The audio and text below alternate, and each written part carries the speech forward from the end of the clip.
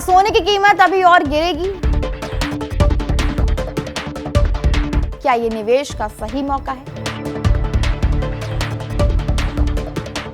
या ये सिर्फ एक छोटी सी गिरावट है? और आखिर अंतर्राष्ट्रीय बाजार में क्या हो रहा है?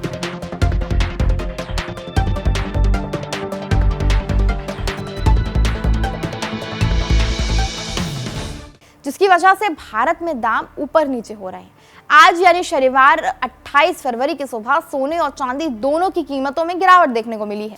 राजधानी दिल्ली में यहां 24 कैरेट सोना 1,61,710 रुपए प्रति 10 ग्राम पर आ गया है। वहीं मुंबई में यही 24 कैरेट सोना 1,61,580 रुपए प्रति 10 ग्राम पर रह गया है। अगर एक दिन पहले की बात करें तो दिल्ली के सराफा बाजार में सोना 1,800 रुपए की तेज बढ़त के साथ 1,64,700 रुपए प्रति 10 ग्राम तक पहुंच गया था। यानी बाजार में उतार चढ़ाव काफी तेज है।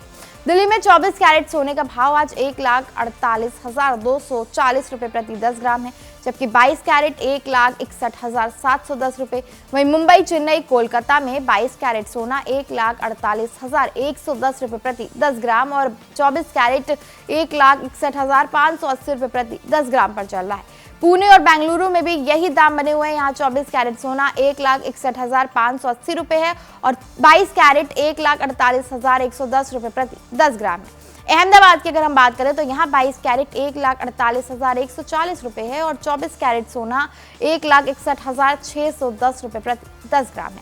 अब सवाल ये है कि 22 कैरेट और 24 कैरेट में फर्क क्या होता है? आपने काफी बार सुना होगा 22 कैरेट सोना, 24 कैरेट सोना, लेकिन इसमें आसान भाषा में आपको बताते हैं कि इसमें फर्क क्या होता है।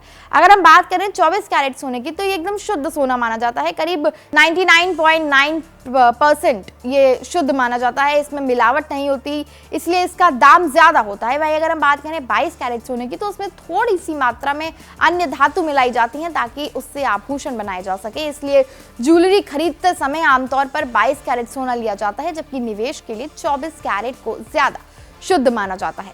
अंतर्राष्ट्रीय बाजार में अगर हम सोने के हाजिर भाव की बात कर ले तो यहाँ पे सोने का हाजिर भाव 5,172.17 डॉलर प्रति औंस है, जबकि वैश्विक बाजार में कीमतें बदलती हैं तो उसका असर भारत में भी दिखाई देता है।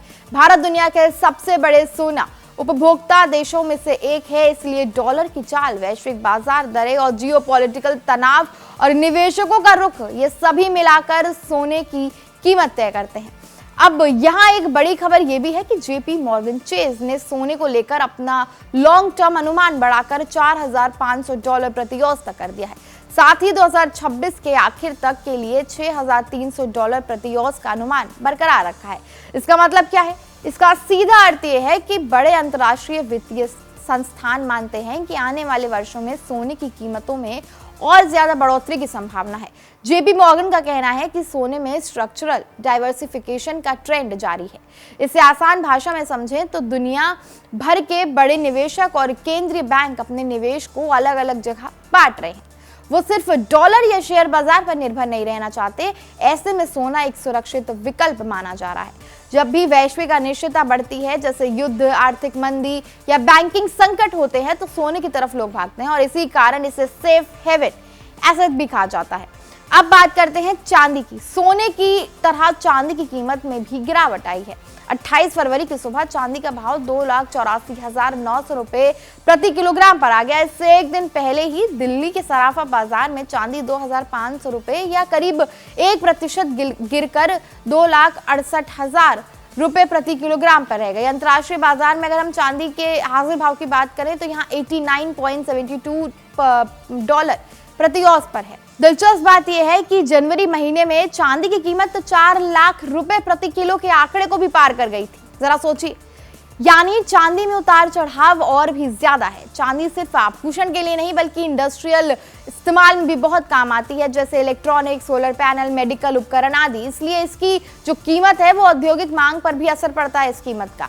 अब आम निवेशक क्या करे? अगर आप ज्वेलरी खरीदने की सोच रहे हैं तो कीमत में हल्की गिरावट आपके लिए राहत की खबर हो सकती है, लेकिन अगर आप निवेश के नजरिए से देख रहे हैं तो सिर्फ एक दिन की गिरावट या बढ़त के आधार पर फैसला नहीं लेना चाहिए।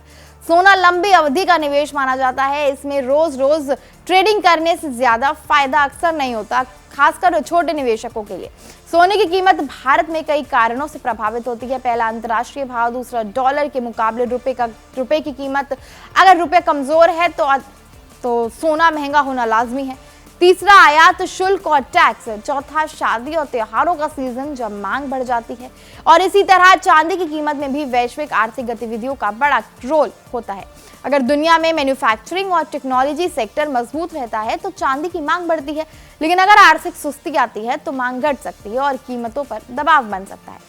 आज जो गिरावट दिख रही है वो बाजार की सामान्य चाल का हिस्सा भी हो सकती है। पिछले दिन जब सोना 1800 रुपए तक उछल गया था तब भी कई लोगों ने इसे बड़ी तेजी माना था, लेकिन कमोडिटी बाजार में मुनाफा वसूली आम बात है।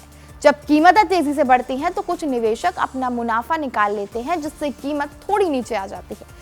लंबी अवधि की तस्वीर देखें तो वैश्विक अनिश्चितता अभी भी बनी हुई है। कई देशों में आर्थिक नीतियां बदल रही हैं, ब्याज दरों को लेकर असमंजस है और जियोपॉलिटिकल तनाव भी खत्म नहीं हुआ है।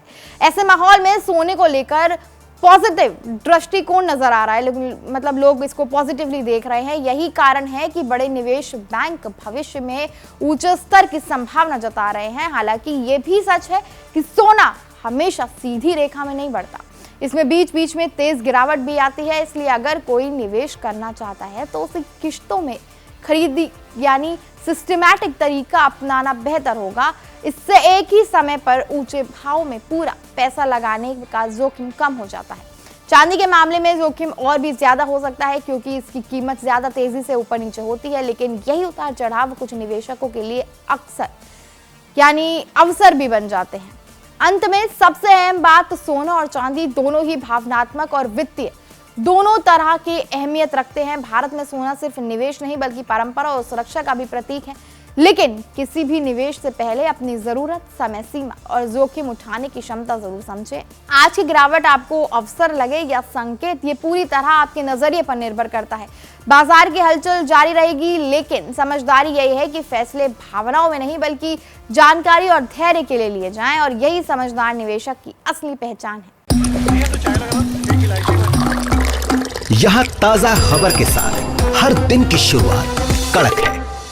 आमने सामने बैठ रखते हैं बात पूरे दम से, आराम से चर्चा होती है बेधड़क। यहाँ किस्से कहानियों में बोल सरल और अंदाज बेहद कड़क मिलता है। जीने में एक तेवर है जो आता है सही ज्ञान, जानकारी और उससे कमाई कड़क नोट से। इधर मौके पर चौका नहीं छक्का लगा जलवा दिखाते हैं। कड़क क्रिकेट से अपने रोमांच को जो बढ़ाते हैं। यहाँ की हर बात का मिजाज एक है, मिजाज कड़क। आपका अपना YouTube चैनल कड़क, लाइव बेधड़क।